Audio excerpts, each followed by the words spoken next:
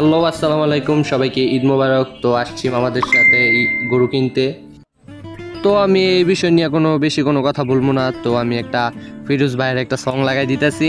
তো এই সং অনুযায়ী আপনারা আমাদের গরু কিনা দেখেন। আর সর্বফার্স্ট যে ভিডিওটা দেখছেন, তো কাকার অনুভূতিটা অনেক হাসি খুশি ছিল, তাই বলার জন্য আমি এতটুকু ভয়েস দিতেছি।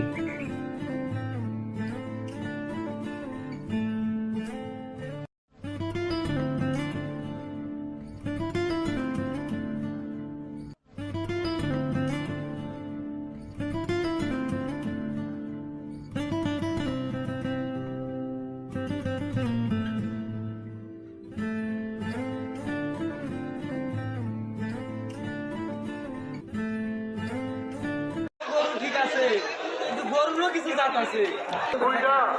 আমনের কিছু কইতে হবে, তারপরে আমি তো কিছু কইছি রে বাবা। আমিও তো তারপরে কথা কইছেন 65 দেন,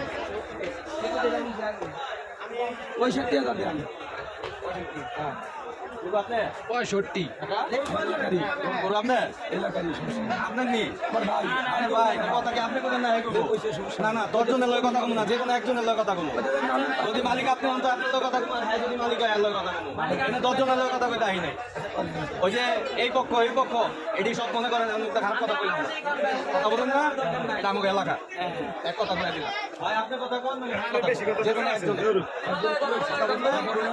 অবশ্যই আপনি যদি বড় হন তাহলে আপনি কথা বলবেন। তৃতীয় ব্যক্তির কথা আপনার মা, তৃতীয় ব্যক্তির কথা চলবো না। এর লেগে তো জিজ্ঞেস আপনি মালিক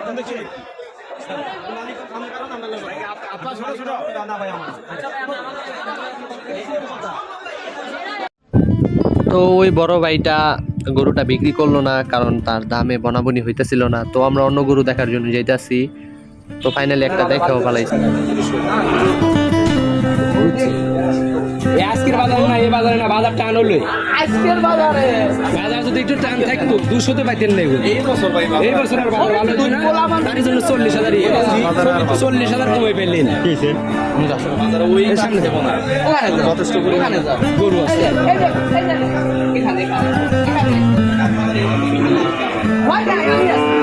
আমি আছি রে বাবা, চারটে যাও হ্যাঁ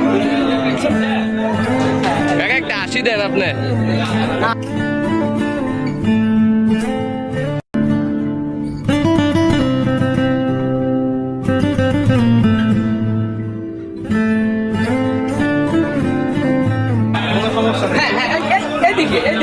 এদিকে তাকাও হ্যাঁ ঠিক আছে।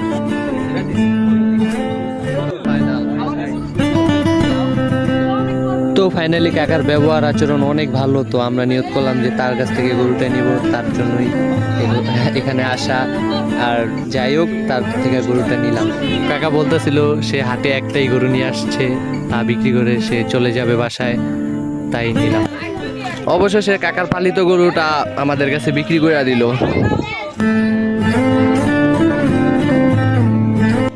অবশেষে তার গরুটি আমরা নিয়ে বাসায় চলে আসলাম। তো সবাই তার জন্য দোয়া করবেন, আর আপনারা সাবধানে গরু কেনা বেচা করবেন। সবাইকে ধন্যবাদ। আসসালামু আলাইকুম।